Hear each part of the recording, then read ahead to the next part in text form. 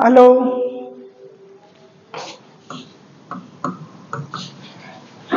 good evening to all of you. পঢ়া শুনা কেনেকুৱা চলি আছে সংবিধানৰ আৰ্টিকল কেইটা মুখস্থ হ'ল ষ্টাৰ্ট কৰি দিছো আমি কি পঢ়ি আছিলো পাৰ্ট 6 হয়নে পাৰ্ট 5 আমি কমপ্লিট কৰিছিলো পাৰ্ট 6 পঢ়ি আছিলো পাৰ্ট 6 কি আছিলে ষ্টেট গভৰ্ণমেণ্টৰ বিষয়ে পঢ়ি আছিলো আৰ্টিকল নাম্বাৰ 152 পৰা আছিলে হয়নে আৰ্টিকল নাম্বাৰ 152 কিহৰ কথা কৈছে ষ্টেটৰ ডেফিনেশ্যন দিছে কিন্তু এই ষ্টেটৰ ডেফিনেশ্যন কোনটো নহয় এই আমাৰ যে আগত যে পাইছিলো আমি 12 আৰু 36 নম্বৰ আৰ্টিকলত যে পাইছিলো ডেফিনেশ্যন অফ ষ্টেট সেই ষ্টেটটো কিন্তু ইয়াত হেতু ষ্টেট নহয় হয়নে ইয়াত এখন এনেকুৱা ষ্টেট যিখন ষ্টেটত মানুহ থাকে যিখন ষ্টেটত শাসন থাকে যিখন ষ্টেটত কি হয় নিজৰ ক্ষেত্ৰফল থাকে তেনেকুৱা ষ্টেটৰ কথা ইয়াত কোৱা হৈছে ঠিক আছে নে সো ইয়াত তেনেকুৱা ষ্টেটৰ কথা কোৱা হৈছে ইয়াত কাৰ কথা কোৱা নাই ইয়াত যে আমি পোৱা আগৰ যেটো আৰ্টিকল নাম্বাৰ 36 ত যেটো আছিল ষ্টেটৰ সংজ্ঞা সেইখিনি বিষয় ইয়াত নাই ঠিক আছে নে তাত বেলেগ আছিল তা ষ্টেট মানে কি তা ষ্টেট মানে এটা ডিপাৰ্টমেন্টক বুজাইছিল সেবা এটা ষ্টেট এপিডিসিএল এটা ষ্টেট হয়নে ৰেলৱে এটা ইন্ডিপেন্ডেন্স ষ্টেট হয়নে যেটো ডিপাৰ্টমেন্টে নিজে অধীনত মানে নিজৰ ল নিজে প্ৰডিউস কৰিব পাৰে মানে নিজৰ তেওঁলোকৰ নিজৰ আন্ডাৰত কিছুমান সাৰ্কামস্টেন্সেছত তেওঁলোকে কিছুমান ল প্ৰডিউস কৰিব পাৰে বা ল বনাব পাৰে সেইবিলাক নিজে ইন্ডিপেন্ডেন্ট কিছুমান বডি তাহাঁতক কি বুলি কোৱা হয় ষ্টেট বুলি কোৱা হয় কিন্তু এই আৰ্টিকলত 152 আৰ্টিকলত ষ্টেটৰ ডেফিনেশ্যন মানে সেই ষ্টেট নহয় ইয়াত এখন ষ্টেট যেনেকৈ অসম হয়নে এইবিলাক আমাৰ যিবিলাক ষ্টেট আছে হয়নে বিহাৰ ত্ৰিপুৰা এইবিলাক যেনেকৈ ষ্টেট আছে সো ষ্টেট বিলাকৰ কথা কোৱা হৈছে হবনে সো 152 নম্বৰ আৰ্টিকল আমি পঢ়িলো যে নিজৰ এৰিয়া থাকিব ক্ষেত্ৰফল থাকিব ইয়াৰ শাসন থাকিব ইয়াৰ জনসংখ্যা থাকিব সেই বিলাকৰ ভিত্তিত কি হ'ব এখন ষ্টেট হ'ব আৰু ষ্টেট এখন সাৰ্বভৌম সভ্ৰেন হ'বনে ষ্টেট এখন সভ্ৰেন নহব কাৰণ ষ্টেটখনৰ ওপৰত কোন থাকিব ষ্টেটখনৰ ওপৰত কোন থাকিব চেন্ট্ৰেল গভৰ্ণমেন্টৰ কি থাকিব নিয়ন্ত্ৰণ থাকিব ঠিক আছে নে ইয়ালৈকে আমাৰ 152 লৈকে পঢ়া হ'ল তাৰপা আহিলে আমাৰ 153 আমি কেনেকৈ ট্ৰিকটো আছিলে আমাৰ যে গো এক্স তোমাৰ এপইন্টমেন্ট এতিয়া বেলেগত হ'ল যোৱাগে এক্স তোমাৰ এপইন্টমেন্ট এতিয়া বেলেগত হ'ল মোৰ লগত তোমাৰ টেনিয়ৰ শেষ হ'ল তোমাৰ টেনিয়ৰ এতিয়া মোৰ লগত শেষ হ'ল মানে টেনিয়ৰ তোমাৰ এটা কি হ'ল মোৰ লগত শেষ হ'ল তোমাৰ যিবিলাক কোৱালিফিকেশন আছিলে তোমাৰ যি কোৱালিফিকেশন আছিলে মোক দৰকাৰ নাই তোমাৰ যি কোৱালিফিকেশন আছিলে তোমাৰ যি কন্ডিশন আছিলে তোমাৰ যি ওথ আছিলে শপত আছিলে মোৰ প্ৰতি থকা সেই শপত আৰু মোক দৰকাৰ নাই তুমি এতিয়া যোৱাগে ঠিক আছে নে সো ইয়াত আমি কেনেকৈ মত ৰাখিছিলো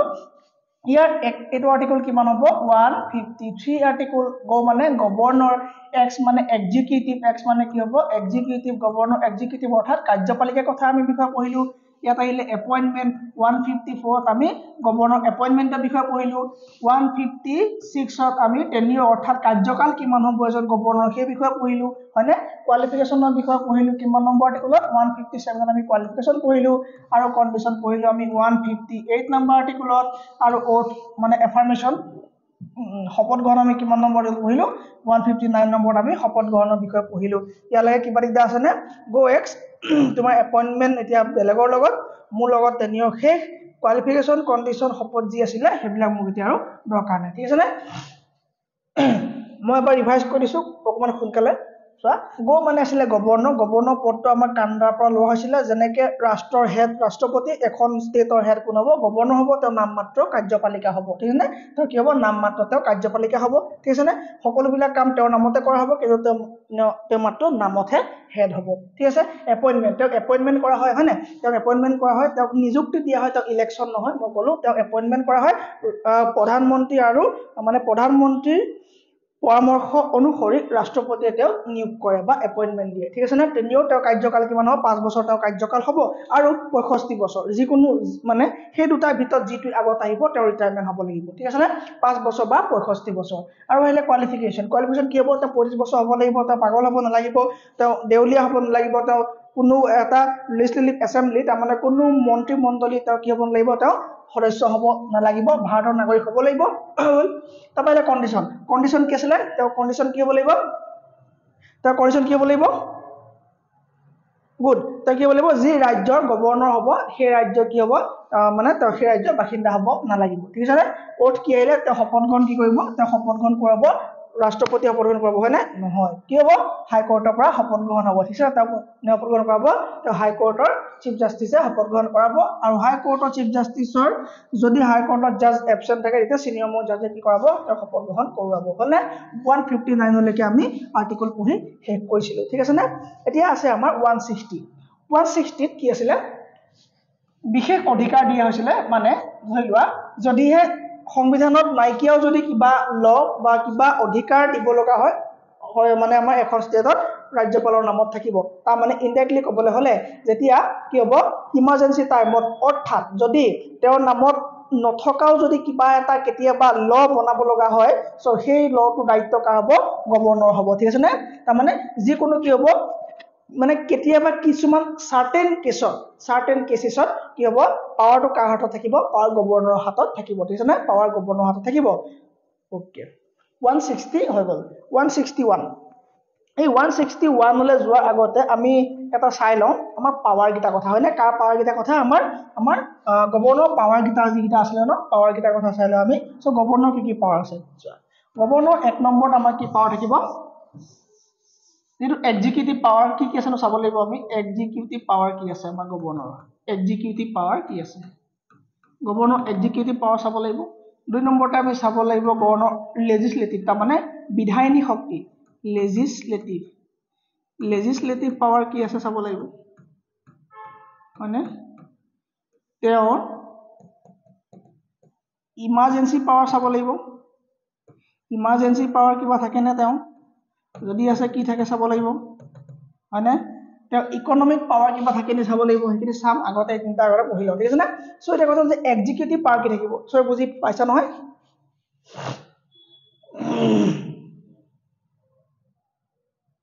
মই নকওঁ কাৰণে মোৰ ক্লাছত কোনেও গুড মৰ্নিংও নকয় গুড ইভিনিংও নকয় গুড সেইবিলাক কৈ একো টাইম লছ কৰা দৰকাৰ নাই ওকে সো এটা বিহেভ এক্সিকিউটিভ পাৱাৰ সো এই এক্সিকিউটিভ মানে কাৰ্যকৰী শক্তি কি থাকিব পাৰে এজন গভৰ্ণৰ যেনেকে এজন ৰাষ্ট্ৰপতি পাৱাৰ আছিল হয়নে তেওঁ কি পাৰে সদনখন আৰম্ভ কৰিব পাৰে মই আগতে কৈছিলো হয়নে সদন আৰম্ভ কৰিব পাৰে হয়নে তেওঁ সামান কৰিব পাৰে হয়নে সামানিং কৰিব পাৰে মানে আমি যেতিয়া প্ৰেসিডেন্ট কৈছিলো তাতে পাইছিলো তেওঁ কি পাৰে তেওঁ সামানিং কৰিব পাৰে হয়নে তেওঁ সামানিং কৰিব পাৰে সামানিং কৰিব পাৰে মানে মেম্বাৰ সকলক কি কৰিব পাৰে তেওঁ সামান কৰি পেলাই সংসদলৈ মাতিব পাৰে মানে বিধানমণ্ডললৈ মাতিব পাৰে কেনে কথা আমি পঢ়িছিলো হয়নে সামানিং কৰা ক্ষমতা আছে তেওঁ মানে এখন অধিৱেশন তেওঁ ডিজলভ কৰিব পাৰে ডিজলভ কৰা ক্ষমতা কাৰ থাকে এক্সিকিউটিভ পাৱাৰ এটা কাৰ অধীনত হৈ যাব এটা কাৰ হৈ যাব এটা এক্সিকিউটিভ এটা legislative good boy legislative power executive কি হ'ব তেওঁ কি হ'ব পাৰিব তেওঁ মুখ্যমন্ত্ৰীকে ধৰি গুড বয় তেওঁ মুখ্যমন্ত্ৰীকে ধৰি অন্য মন্ত্ৰীসকলৰ নিযুক্তি দিব পাৰে অন্য মন্ত্ৰীসকলৰ তেওঁ নিযুক্তি দিব পাৰে অন্য মন্ত্ৰীসকলৰ তেওঁ কি কৰিব পাৰে নিযুক্তি দিব পাৰে হয়নে তেওঁ নিযুক্তি দিব পাৰে হৈছে না গুড নেক্সট তেওঁ কি পাৰে নেক্সট তেওঁ কি হ'ব যিমান বিলাক আমাৰ ইউনিভাৰ্সিটি আছে প্ৰতিখন ইউনিভাৰ্সিটি তেওঁ কি হ'ব চেঞ্চেলৰ হ'ব ঠিক আছে না প্ৰতিখন ইউনিভাৰ্সিটি তেওঁ চেঞ্চেলৰ হ'ব ডিব্ৰুগড় ইউনিভাৰ্সিটি তেওঁ চেঞ্চেলৰ হ'ব গুৱাহাটী ইউনিভাৰ্সিটি তেওঁ চেঞ্চেলৰ হ'ব মাত্ৰ ইউনিভাৰ্সিটিখনৰ যিজন হেড থাকিব তেওঁ কি হ'ব ভাইস চেঞ্চেলৰ হ'ব তেওঁ কি হ'ব তেওঁ ভাইস চেঞ্চেলৰ হ'ব ঠিক আছে না আৰু আমি পাইছিলো যে চেন্ট্ৰেলত আমাৰ এজন মহান্যায়বাদী আছিল হয়নে এটৰ্নি জেনেৰেল আছিল আৰু ষ্টেটত কি থাকিব এডভোকেট জেনেৰেল থাকিব ঠিক আছে না মহা অধিবক্তা বুলি কোৱা হ'ব আৰু সেই মহা অধিবক্তাজনৰ নিযুক্তি দিব কোনে আমাৰ এক্সিকিউটিভ পাৱাৰ পাইছে কোনে গভৰ্ণৰে সেইজনক নিযুক্তি দিব এই যে মুখ্যমন্ত্ৰীক নিযুক্তি দিয়া হ'ল তাৰ মানে কি মুখ্যমন্ত্ৰী ইলেকশ্যন নহয় নেকি নহয় মুখ্যমন্ত্ৰী ইলেকশ্যন নহয় কি হয় মুখ্যমন্ত্ৰী নিযুক্তি হয় যিদৰে প্ৰধানমন্ত্ৰীও নিযুক্তি হৈছিল হয় না যেনেকৈ এই গোটেই সদস্যখিনিৰ ভিতৰত যিটো পাৰ্টিয়ে সংখ্যাগৰিষ্ঠতা লাভ কৰিছিলে গোটেই লাভ কৰা সংখ্যাগৰিষ্ঠতাৰ ভিতৰত যিকোনো যিজনক কি বুলি কোৱা হয় তেওঁলোকে বিচাৰ কৰি পেলাই এজনক আগলৈ পঠাই দিব আৰু সেইজনে কি হ'ব গোটেই টিমটোক লিড কৰিব আৰু তেওঁকে প্ৰধানমন্ত্ৰী বা বা মুখ্যমন্ত্ৰী হিচাপে কি কৰিব সিলেক্ট কৰিব বা নিযুক্তি দিব কোনে দিব গভৰ্ণৰে নিযুক্তি দিব আৰু এই মুখ্যমন্ত্ৰীৰ পৰামৰ্শ অনুসৰি গভৰ্ণৰে অন্য মন্ত্ৰীসকলক কি কৰিব নিযুক্তি দিব যদি কোনোবা মন্ত্ৰীক তেওঁ পদৰ পৰা অপসাৰিত কৰিব লগা হয় সেই কামো কৰিব কোনে গভৰ্ণৰে কৰিব যদি গভৰ্ণৰৰ মন যায় যদি গভৰ্ণৰে ভাবে যে এই মন্ত্ৰীজনে এই পদটো সম্ভালিব নোৱাৰিব এই মন্ত্ৰীজনক এই পদৰ পৰা অপসাৰিত কৰিব লাগে সেই তেতিয়া গভৰ্ণৰ অপসাৰিব কৰিব হয়নে নহয় মুখ্যমন্ত্ৰীয়ে গম পাব লাগিব যে এই মন্ত্ৰীজনৰ পদটো থাকিব নালাগে মন্ত্ৰীজনে বিচাৰিলেহে মুখ্যমন্ত্ৰী বিচাৰিলেহে গভৰ্ণৰে এটো কাম কৰিব পাৰিব ঠিক আছে না সো গভৰ্ণৰে তেওঁ ইচ্ছানুসাৰে একো কাম কৰিব নোৱাৰে যিদৰে ৰাষ্ট্ৰপতিয়ে তেওঁ ইচ্ছানুসাৰে কাম কৰিব নোৱাৰে ঠিক আছে সো মুখ্যমন্ত্ৰীয়ে জনাব লাগিব যে এই মিনিষ্টাৰজনক এইটো পদ দিব নালাগে কি কৰা হয় এই পদটোত আপুনি কি কৰক তেওঁৰ পৰা অতৰাই লওক বেলেগ এজনক দি দিয়ক ঠিক আছে না সো এই বেলেগক তেওঁ নিযুক্তি দিয়া বা বেলেগ মন্ত্ৰীক এপইন্টমেন্ট দিয়া বা সিলেক্ট কৰা এইবিলাক কাম কোনে কৰিব এইবিলাক কাম মুখ্যতঃ বা ৰিয়েলি কোনে কৰিব সিএমএ কৰিব চিফ মিনিষ্টাৰে কৰিব হয়নে সো চিফ মিনিষ্টাৰে ডাইৰেক্টলি নকৰে চিফ মিনিষ্টাৰে কামটো কৰাব কাৰ হাতেদি তেওঁ ৰাজ্যপালৰ হাতেদি এই কামখিনি কৰাব ক্লিয়াৰ ঠিক আছে হ'ব আৰু এইখিনি কি পাৱাৰ ভিতৰত সোমাব এইখিনি এক্সিকিউটিভ পাৱাৰ ভিতৰত সোমাব কাৰ এক্সিকিউটিভ পাৱাৰ হ'ব এইখিনি হ'ব আমাৰ গভৰ্ণৰৰ এক্সিকিউটিভ পাৱাৰ ঠিক আছে না এইখিনি কাৰ এক্সিকিউটিভ পাৱাৰ হ'ব এইখিনি আমাৰ গভৰ্ণৰৰ এক্সিকিউটিভ পাৱাৰ হ'ব এতিয়া আহিব আমাৰ লেজিসলেটিভ পাৱাৰ কি সোমাব লেজিসলেটিভ পাৱাৰ এক নম্বৰতে সোমাব কি তেওঁ কি কৰিব পাৰিব তেওঁ সন্মান কৰিব পাৰিব তেওঁ কি কৰিব গোটেই মন্ত্ৰী বিধায়ক অৰ্থাৎ এমএলএ সকলক তেওঁ সন্মান কৰিব পাৰিব যাতে তেওঁলোকলৈ বিধানমণ্ডললৈ আহে আৰু বিধানমণ্ডললৈ আহি পেলাই অধিৱেশন ষ্টাৰ্ট কৰে তেওঁ সন্মান কৰি পেলাই আৰম্ভণি কৰিব পাৰিব আৰু তেওঁ ডিজলভ কৰা ক্ষমতাও কাৰ আছে তেওঁৰ আছে ডিজলভ কৰা ক্ষমতাও কাৰ আছে তেওঁ কি কৰিব ডিজলভ কৰিব পাৰিব এটো কি বতৰ লেজিসলেটিভ পাৱাৰ হৈ গল নেক্সট আছে প্ৰতিখন অধিৱেশনৰ প্ৰতি বছৰে প্ৰতিখন অধিৱেশনৰ আৰম্ভণিতে তেওঁ এটা ভাষণ দিব হয়নে তেওঁ এটা কি দিব ভাষণ দিব প্ৰতিখন অধিৱেশনৰ আৰম্ভণিতে তেওঁ ভাষণ দিব আৰু প্ৰতি 5 বছৰৰ মূৰে প্ৰতি 5 বছৰ মানে প্ৰতিখন নতুন যিখন আমাৰ সৃষ্টি হ'ব ন কি বুলি কয় হাউস যিখন আমাৰ নতুন হাউস হ'ব ন 5 বছৰ মূৰে যিখন নতুন হাউস হ'ব সেই নতুন হাউসৰ ফাৰ্স্ট সেশনত তেওঁ কি কৰিব ফাৰ্স্ট সেশনত তেওঁ ভাষণ দিব ঠিক আছে নে তেওঁ ভাষণ দিব এই কামটো কাৰ হ'ব আমাৰ গভৰ্ণৰৰ কাম হ'ব ঠিক আছে নে ফাৰ্স্ট সেশন অফ ইচ ইয়াৰ তো থাকিবই মানে প্ৰতি বছৰেটো ভাষণ দিবই আৰু প্ৰতিটো জেনেৰেল ইলেকচনৰ পাছত ঠিক আছে নে প্ৰতিটো জেনেৰেল ইলেকচনৰ পাছত তেওঁ এটা ভাষণ দিব ক'ত দিব তেওঁ দিব বিধানমণ্ডলত দিব হয় না তেওঁ দিব বিধানমণ্ডলত দিব হ'ব হগল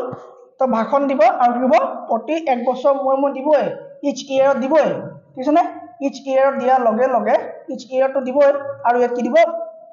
আফটাৰ ইচ জেনাৰেল ইলেকচন প্ৰতিটো জেনাৰেল ইলেকচনৰ পাছতে তেওঁ এটা কি দিব ভাষণ দিব ঠিক আছে নে এটো কি পাৱাৰ হৈ গ'ল এটা লেজিসলেটিভ পাৱাৰ হৈ গ'ল ঠিক আছে নে আৰু কি আছে তেওঁ লেজিসলেটিভ পাৱাৰ ক'ব মানে তেওঁ আৰু লেজিসলেটিভ পাৱাৰ কি আছে যেতিয়া কিবা বিল এখন পেন্ডিং অৱস্থাত থাকিব কেতিয়াবা থাকে নহয় বিল বিলাক যে পেন্ডিং অৱস্থাত যেতিয়া বিল এখন পেন্ডিং হৈ থাকিব তেতিয়া কি কৰিব পাৰে হি ক্যান সেন্ড মেসেজ দিব পাৰিব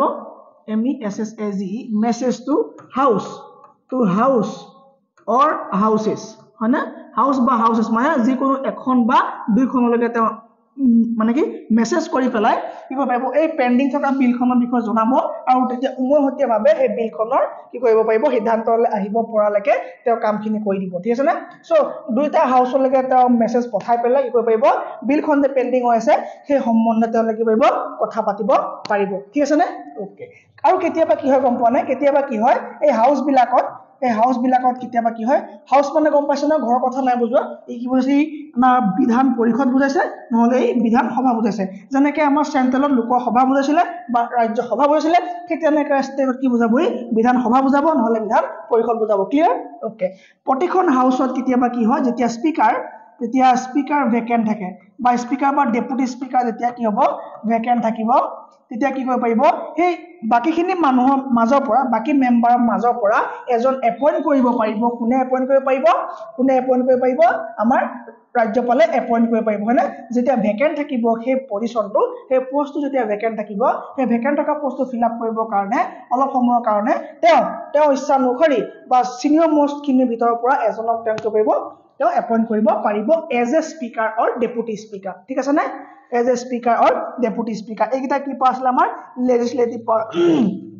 কাৰ লেজিসলেটিভ পাৱাৰ আছিলে এইকেইটা আমাৰ গভৰ্ণৰ অফ আসাম বা গভৰ্ণৰ অফ এনি ষ্টেট হয়নে তাৰবিলাক কি হয় তেওঁ কি পাৱাৰ তেওঁ লেজিসলেটিভ পাৱাৰ ঠিক আছে নে ওকে নেক্সট আৰু কিবা আছে লেজিসলেটিভ পাৱাৰ আৰু কিবা আছে যেনেকে তেওঁ কি হয় কেতিয়াবা আগতে আমাৰ যে আছিলে যে কি হ'ব পাৰি আমাৰ নমিনেট কৰিব পাৰি হয়নে নমিনেট কৰিব পাৰি কি ভিত্তিত এংলো ইণ্ডিয়ান ভিত্তিত তেওঁ এজন নমিনেট কৰিব পাৰে হয়নে কিন্তু এতিয়া হেতু নাই তাৰ পৰা কি আছিলে এনি ফিল্ড নলেজ বা যিকোনো সাহিত্য ফালৰ পৰা তেওঁ কৰিব পাৰে নমিনেট কৰিব পাৰে সেইটো এটা পাৱাৰ কাৰ হয় তাৰ পৰা নমিনেট কৰা পাৱাৰটো কাৰ হয় নমিনেট কৰিব পাৰে তেওঁ এইটো কাৰ পাৱাৰ নমিনেট পাৱাৰটো কাৰ নমিনেট পাৱাৰ অফ গভৰ্ণৰ ঠিক আছে নে তেওঁ সেইটো পাৱাৰ আছে তাৰ পাছত আহিলে যে বিল এখনৰ ক্ষেত্ৰত কি পাৱাৰ হ'ব পাৰে বিল এখনৰ ক্ষেত্ৰত তেওঁ পাৱাৰ থাকিব পাৰে চোৱা বিল এখন যেতিয়া চাবা দেই লেজিসলেটিভ এছেম্বলিৰ পৰা ঠিক আছে নে বা কাউন্সিল চোৱা বিধানসভা বা বিধান পৰিষদ ঠিক আছে এই বিধানসভা বা বিধান পৰিষদ অৰ্থাৎ বিধান মণ্ডলৰ পৰা যেতিয়া এখন ড্ৰাফ্ট অৰ্থাৎ বিল এখন যেতিয়া দুইটা পাৰ্টিৰ পৰা বা দুইটা সদনৰ পৰা চেংচন হৈ আহিব বা মনোনীত বা সিগনেচাৰ সাইন হৈ আহিব সেইখন আইনত পৰিণত হোৱাৰ আগত গভৰ্ণৰ ওচৰত যাব লাগিব যিদৰে কেন্দ্ৰত অৰ্থাৎ চেন্ট্ৰেলত প্ৰেসিডেন্টৰ ওচৰলৈ গৈছিলে প্ৰেসিডেন্টৰ হস্তাক্ষৰৰ পাছতহে এইখন আইনত পৰিণত হৈছিলে ঠিক তেনেকৈ যদি কিবা এখন বিল পাছ কৰিব লগা হয় সেই বিলখন গভৰ্ণৰ ওচৰলৈ যাব লাগিব আৰু গভৰ্ণৰে পাছ কৰি দিলেহে সেই বিলখন আইনত কাৰ্যকৰী হ'ব এটা কথা হ'ল কেতিয়াবা কি হয় জানে যদি চেন্ট্ৰেলত বেলেগ গভৰ্ণমেণ্ট চলি থাকে আৰু যদি ষ্টেট বিলাকত যদি বেলেগ গভৰ্ণমেণ্ট চলি থাকে তেতিয়া কি হয় জানে এই ৰাজ্যপালজন এই গভৰ্ণৰজন কাৰ পৃষ্ঠপোষকতাত কাৰ প্লেজাৰত থাকে কেন্দ্ৰৰ চেন্ট্ৰেলৰ যদি চেন্ট্ৰেলৰ লগত যদি ভাল নহয় মানুহজন সেইজনক কোনোবা এখন ষ্টেটত গভৰ্ণৰ দিবনে নো চান্স হয়নে চান্স নাই কেতিয়াও সো গভৰ্ণৰজন হ'বলৈ হলেও কেন্দ্ৰৰ লগত সম্পৰ্কটো ভাল থাকিব লাগিব ঠিক আছে সো কেন্দ্ৰৰ লগত ভাল সম্পৰ্ক থাকি পেলাই এজন গভৰ্ণৰ যেতিয়া এখন ষ্টেটত যাব এজ এ গভৰ্ণৰ ঠিক আছে আৰু সেই পাৰ্টিকুলাৰ ষ্টেটখনত যদি বেলেগ গভৰ্ণমেণ্টৰ চৰকাৰ চলি থাকে আৰু সেই বেলেগ গভৰ্ণমেণ্টৰ চৰকাৰখন যেতিয়া বিল বনাব আৰু সেই বিলখন যেতিয়া গভৰ্ণৰ ওচৰলৈ আহিব গভৰ্ণৰ পটককে সাইন কৰিবনে নকৰে হয়নে কিয় কাৰণ বেলেগ গভৰ্ণমেণ্ট হয়নে আৰু এইবিলাক মতানৈক্যৰ কাৰণে কি হয় গভৰ্ণৰ বিলাকক কেতিয়াবা বহুত কি কৰে ট্ৰান্সফাৰ কৰাই পেলাই মানে কি বৰখাস্ত কৰি দিয়া দেখা যায় ঠিক আছে যদি এতিয়া আমাৰ অসমৰ গভৰ্ণমেণ্টত যদি সেই গভৰ্ণৰ যদি এইবিলাক ধেমালি কৰে যদি আমাৰ সিএম ছাৰে যদি কিবা এখন বিল দিয়ে তেওঁ যদি পাছ নকৰে থৈ দিয়ে তেওঁ প্ৰতি খং উঠিব ন কিবা এটা স্কিম পাৰ নহব হয়নে একো এটা ইয়াত কাম নহব সো তেনেকুৱা কেতিয়াবা হোৱা দেখা যায় সো এতিয়া আমি মূল টপিকটো হ'ল যে এখন বিল পাছ হ'বলৈ হলে বা এখন বিল কাৰ্যত হ'বলৈ হলে সেই বিলখনৰ কোনে সিগনেচাৰ কৰিব লাগিব এখন গভৰ্ণৰে সাইন কৰিব লাগিব কিন্তু গভৰ্ণৰে কেতিয়াবা সাইন নকৰিব পাৰে বা গভৰ্ণৰে কি কাম কৰিব পাৰে যেতিয়া বিল এখন তেওঁৰ হাতলৈ যায় সেইটো আমি চাই লওঁ ঠিক আছে নে যেতিয়া বিল এখন গভৰ্ণৰৰ হাতলৈ যায় তেতিয়া বিল এখন গভৰ্ণৰৰ হাতলৈ যায় তেতিয়া কি হ'ব চোৱা বিল এখন যেতিয়া গভৰ্ণৰৰ হাতলৈ যায় গভৰ্ণৰে এইখনত এছেন্ট মানে সিগনেচাৰ কৰিব পাৰে তাৰমানে তেওঁ সাইন কৰি দিব পাৰে এইখন ঠিক আছে নে দুই নম্বৰতে এখন থৈ দিব পাৰে উইথল ঠিক আছে নে মানে উইথল কৰি থব পাৰে বা তেওঁ এখন থৈ দিব পাৰে এখনত সাইন নকৰিব পাৰে থৈ দিব পাৰে ঠিক আছে নে থৈ দিব পাৰে ঠিক আছে থৈ দিব পাৰে বা কেতিয়াবা তেওঁ ৰিটাৰ্ণ কৰিব পাৰে যে পুনৰ বিচাৰৰ কাৰণে বিলখন আকৌ ৰিটাৰ্ণ কৰি দিব পাৰে কোলে বিধানমণ্ডললৈ তেওঁ বিলখন আকৌ ৰিটাৰ্ণ কৰি দিব পাৰে হৈ গ'ল কিন্তু কেতিয়াবা কি কৰিব পাৰে সেই বিলখন প্ৰেসিডেন্টৰ ওচৰলৈও পঠাম বুলি কৈ থব পাৰে প্ৰেসিডেন্টলৈ তাৰমানে বিলখনৰ যদি তেওঁ অথৰিটি বাহিৰত থাকে যদি সেই বিলখনত তেওঁ অকলে সিদ্ধান্ত ল'ব নোৱাৰা অৱস্থাত তেওঁ দেখে তেতিয়া সেই বিলখন তেওঁ প্ৰেসিডেন্টলৈ প্ৰেৰণ কৰিম বুলি কয় ঠিক আছে নে তেতিয়া তেওঁ প্ৰেসিডেন্টলৈ প্ৰেৰণ কৰিম বুলি কয় ঠিক আছে নে প্ৰেসিডেন্টলৈ প্ৰেৰণ কৰিম বুলি কয় সো প্ৰেসিডেন্টলৈ কেতিয়া প্ৰেৰণ কৰেনো প্ৰেসিডেন্টলৈ কেতিয়া প্ৰেৰণ কৰে যেতিয়া এক নম্বৰ আল্ট্ৰা ভাইৰাছ এইবিলাক তোমালোকৰ বৰ এটা দৰকাৰ নাই হলেও মোৰ যেতিয়া মানে মুখত আহিছে তেতিয়া মই কৈ দিছো ঠিক আছে নে আল্ট্ৰা ভাইৰাছ মানে হ'ল যেতিয়া মানে এখন বিল যদি এগেইনষ্ট কনস্টিটিউশন যায় ঠিক আছে বিলখন যদি এগেইনষ্ট কনস্টিটিউশন যাব তেতিয়া সেই বিলখনত সিগনেচাৰ কৰাৰ পৰা তেওঁ বিৰত থাকিব আৰু এই বিলখন তেওঁ প্ৰেসিডেন্টৰ ওচৰলৈ প্ৰেৰণ কৰিব ঠিক আছে নেক্সট নম্বৰ যদি বিলখন যদি ডিপিএছপি এগেইনষ্টত যায় ডিপিএছপি মানে directive principal of state policy হয়নে ডিপিএছপি এগেইনষ্টত যায় তেতিয়া এই বিলখন কি কৰিব পাৰে তেওঁ ৰাষ্ট্ৰপতিৰ বাবে থৈ দিব পাৰে ঠিক আছে না আৰু যদি কেতিয়াবা বিলখন নেচনেলৰ মানে ৰাষ্ট্ৰীয় স্বাৰ্থৰ লগত জড়িত হৈ থাকে ঠিক আছে নে নেশনেল ইস্যু হৈ যায় যদি তেতিয়া বিলখন কি কৰিব পাৰে তেওঁ ৰাষ্ট্ৰপতিৰ ওচৰলৈ পঠাব পাৰে ঠিক আছে নে আৰু কেতিয়াবা যদি বিলখন সম্পত্তি তাৰমানে আমাৰ আৰ্টিকল নম্বৰ 31A লগত জড়িত হৈ যায় যদি বিলখন আমাৰ সম্পত্তি যেটো অধিকাৰ হনে সো 31A লগত জড়িত যদি বিলখন জড়িত হৈ যায় যদি বলপূৰ্বভাৱে একুইজিশন কৰা কিবা কথা থাকে সো তেতিয়া কি হ'ব এই বিলখনত কেতিয়াও আমাৰ ৰাজ্যপালে সহি নকৰে এই বিলখন প্ৰেসিডেন্টলে পঠাম বুলি কৈ থয় আৰু কিমান দিন লাগিব কোনো টাইম লিমিট দিয়া নাথাকে ঠিক আছে নে সো আমাৰ বেসিক্যালি কি হয় সিগনেচাৰ কৰিয়ে দিয়ে বা ৰিটাৰ্ন কৰি দিয়ে যে কিবা এটা ভুল আছে বা ইয়াক আৰু অলপ শুধৰণি দৰকাৰ আপোনালোকে শুধৰণি কৰি দিয়ক ঠিক আছে নে সো এই দুটা কামে কৰা দেখা যায় এইটো কাম খুব কম কৰা দেখা যায় মানে খুব কম কৰা দেখা যায় সো আমি গভৰ্ণৰৰ এক্সিকিউটিভ পাৱাৰ বুজি পালো লেজিসলেটিভ পাৱাৰ গম পালো মানে কোটো নোপোৱা তোমালোকে পলিটি এনেকে পঢ়িবলৈ কোটো নোপোৱা 10,000 টকা ফিজ দিয়া গৈ যোৱা তাত তোমালোকে এনেকে হয়তো পলিটি পঢ়িবলৈ পাবলৈ 30% চান্স আছে So one day exam কাৰণে আৰু ইয়াতকে দৰকাৰ নাই আৰু ঠিক আছে না one day exam যিবিলাক আছে হেবিলাক কাৰণে ইয়াতকে আৰু ডিটেইল পলিটি কোনো কাৰণে দৰকাৰ নাই ঠিক আছে সো পলিটি আমি কি বুজি পালো এতিয়া লাগে আমাৰ গভৰ্ণৰ লেজিসলেটিভ পাৱাৰ লৈকে আমাৰ কমপ্লিট হৈছে সো মই আৰ্টিকল নাম্বাৰ তোমালোকক 160 পোৱাৰ আগতে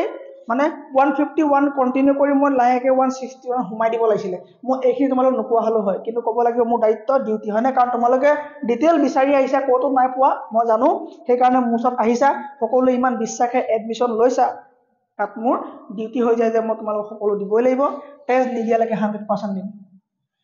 ঠিক আছে কিন্তু এতিয়া 100% হোৱা নাই পলিটি ঠিক আছে না সো ইয়াৰ ভিতৰত আৰু দিব লগা থাকে সেইখিনি দিলে হয়তো কামৰ পাবা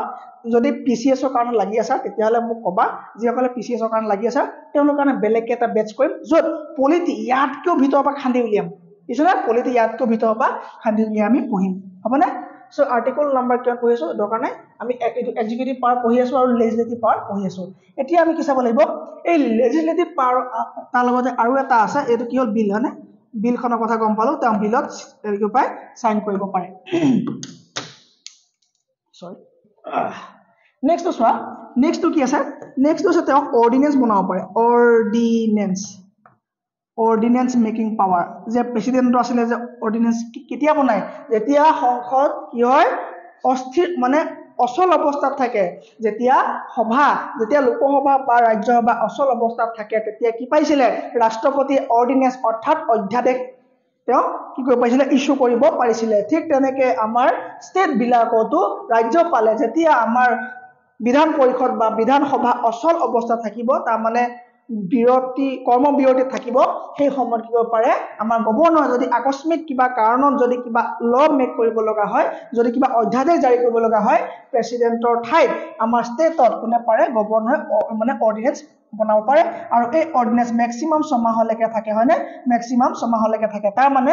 এই অৰ্ডিনেন্সখন বনোৱাৰ পাছত যেতিয়া আকৌ অধিবেশন আৰম্ভ হ'ব সেই অধিবেশনত অৰ্থাৎ 6 মাহৰ ভিতৰত এই অধিবেশনখন কোনে মঞ্জুৰি দিব লাগিব আমাৰ বিধান সভা বা বিধান পৰিষদে মঞ্জুৰি মানে পাস কৰি পঠাব লাগিব ঠিক আছে নে এটো কি হ'ব অৰ্ডিনেন্স মেকিং পাৱাৰ অফ কাৰ আমাৰ গভৰ্ণৰ ঠিক আছে গম পাইছো আমি ওকে গভৰ্ণৰ কি আছে এটো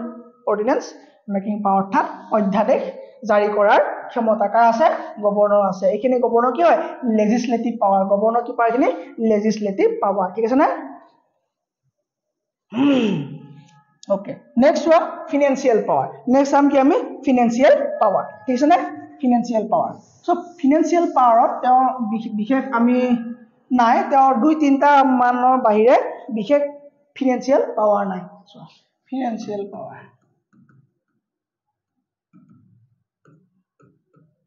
फाइनेंशियल पावर কি হ'ব যেনেকে ৰাষ্ট্ৰপতিয়ে বিত্তমন্ত্ৰীৰ দ্বাৰা বাজেট প্ৰস্তুত কৰে ঠিক তেনেকে ৰাজ্য গভৰ্ণৰে বিত্তমন্ত্ৰীৰ দ্বাৰা বাজেট প্ৰস্তুত কৰে গভৰ্ণৰে কি কৰে গভৰ্ণৰে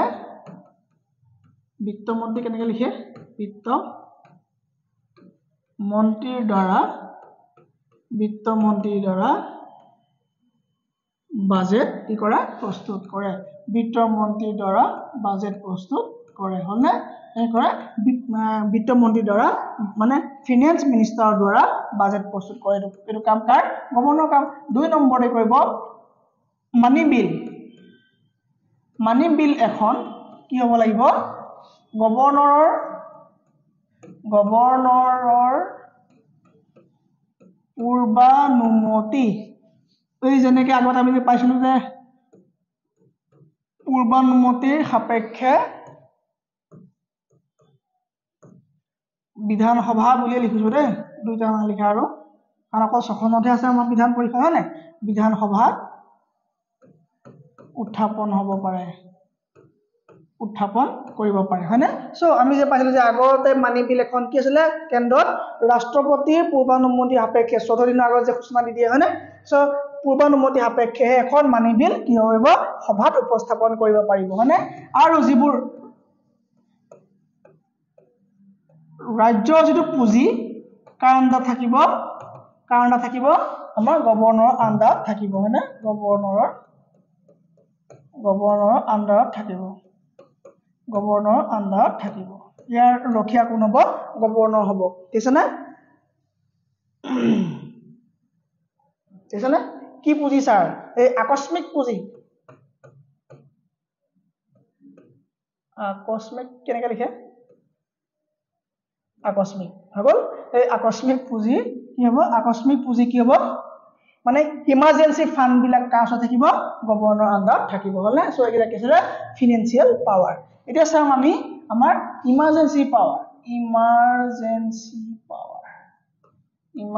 পাৱাৰ পাই নেকি কি আছে ইমাৰ্জেন্সি পাৱাৰ যেতিয়া ৰাষ্ট্ৰপতি শাসন লাগিব কেতিয়া ৰাষ্ট্ৰপতি শাসন লাগিব তাৰ আগতে আমি গম পাব লাগিব গভৰ্ণৰ এটা ৰোল আছে যে ষ্টেট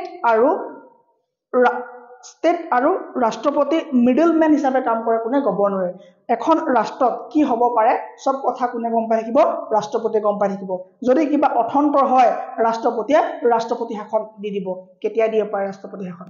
চোৱা ৰাষ্ট্ৰপতি শাসন তেতিয়া দিব পাৰে যেতিয়া কি হ'ব ৰাজ্যখনত চৰকাৰখনৰ কি হ'ব চৰকাৰখনৰ সংখ্যাগৰিষ্ঠতা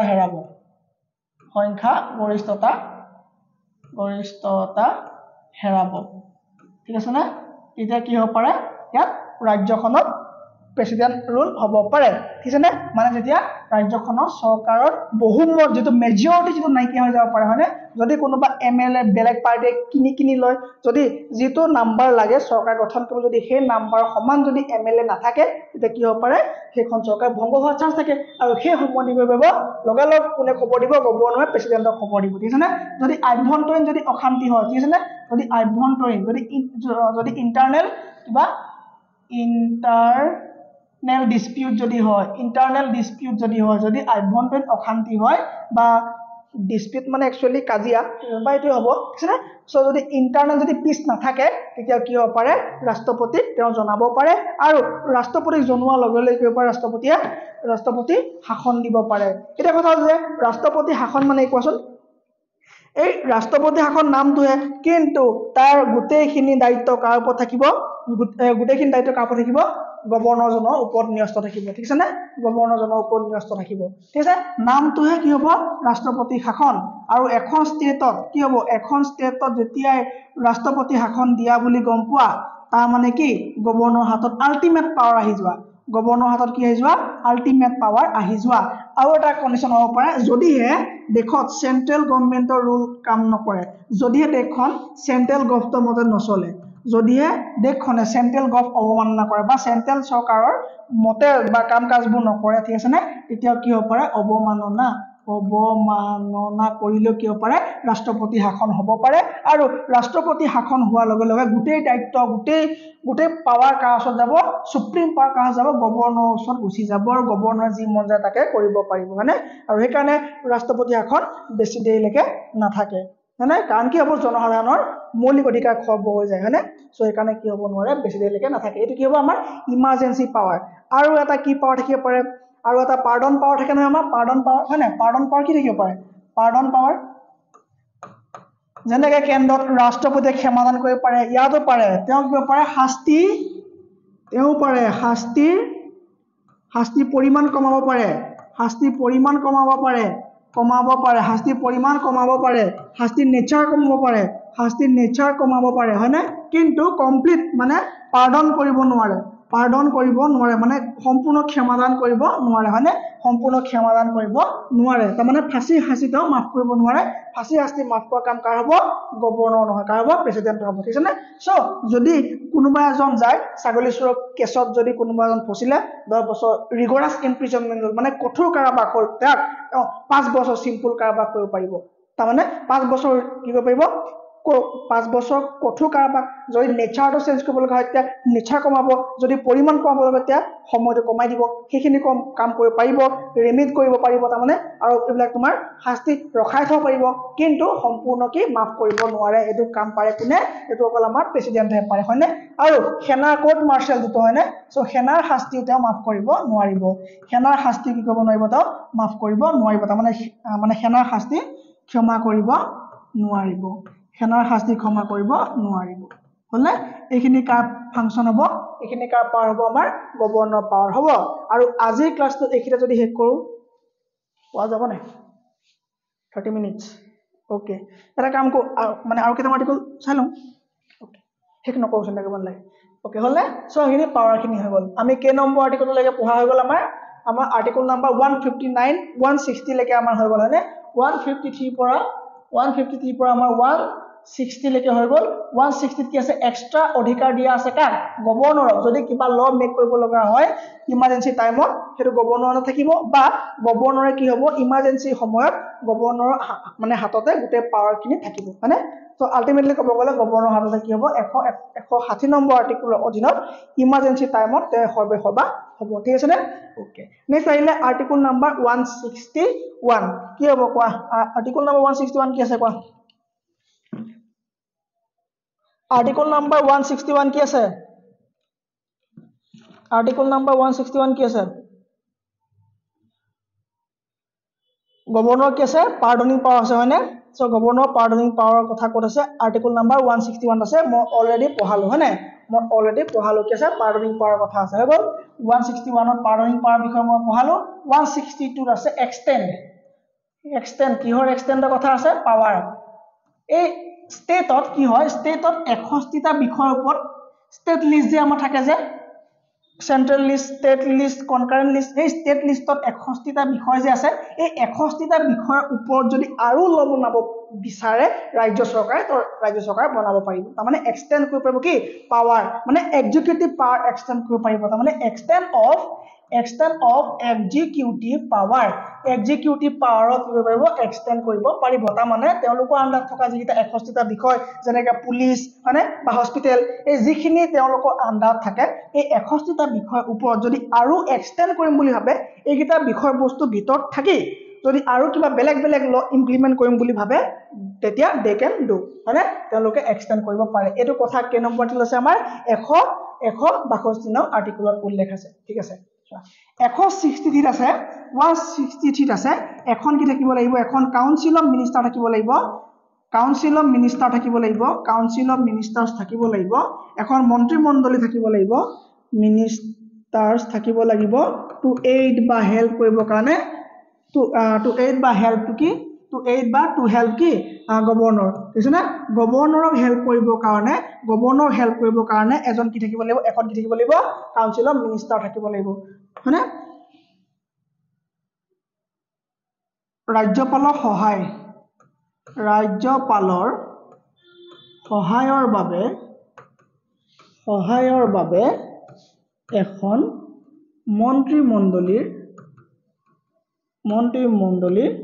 দৰকাৰ যেনেকৈ তাত ৰাষ্ট্ৰপতিৰ সহায়ৰ বাবে এখন মন্ত্ৰীমণ্ডলী আছে মানে মন্ত্ৰীমণ্ডলী দৰকাৰ মই হেকাৰণে কৈছিলো যে পাৰ্ট 5 জি বুজি নাপায় পাৰ্ট 6 বুজি নাপায় আৰু এতিয়া যি পাৰ্ট 5 বুজি পাই যে তেওঁলোকৰ কাৰণে ইজি মই কাৰণে বেছিকৈ নকলো হ'ব যে ৰাজ্যপালৰ সহায়ৰ বাবে কি লাগিব এখন মন্ত্ৰী পৰিষদ দৰকাৰ হ'ব মানে সো এই মন্ত্ৰী পৰিষদখনৰ হেড কোন হ'ব এই মন্ত্ৰী পৰিষদখনৰ হেড কোন হ'ব হেড হ'ব কোন সিএম স্যাৰ আমাৰ কোন হ'ব হেড কোন হ'ব সিএম কি হ'ব হেড হ'ব আৰু এই মন্ত্ৰীমণ্ডলীয়ে কি হ'ব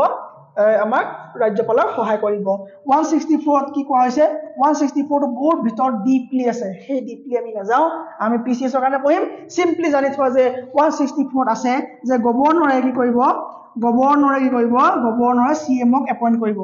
CMক এপইণ্ট কৰিব CMক এপইণ্ট কৰি পেলাই CMক এপইণ্ট কৰি পেলাই কি কৰিব তেওঁ অন্য মন্ত্ৰীসকলক আদাৰ মিনিষ্টাৰ্ছৰ কাৰণে মানে কি প্ৰভিজন আছে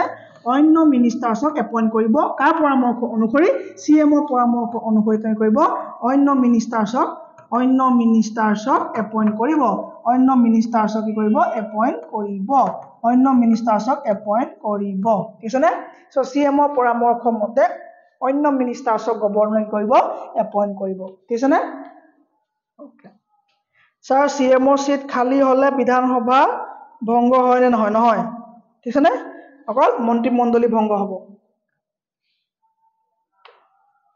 CMৰ তলত কোন থাকে কেবিনেট মিনিষ্টাৰ তাৰপা ষ্টেট মিনিষ্টাৰ আগতে আমি কৈছো নহয়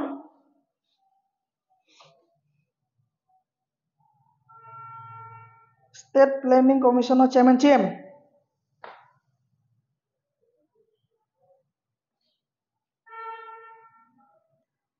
হেড অফ নীতি আয়োগ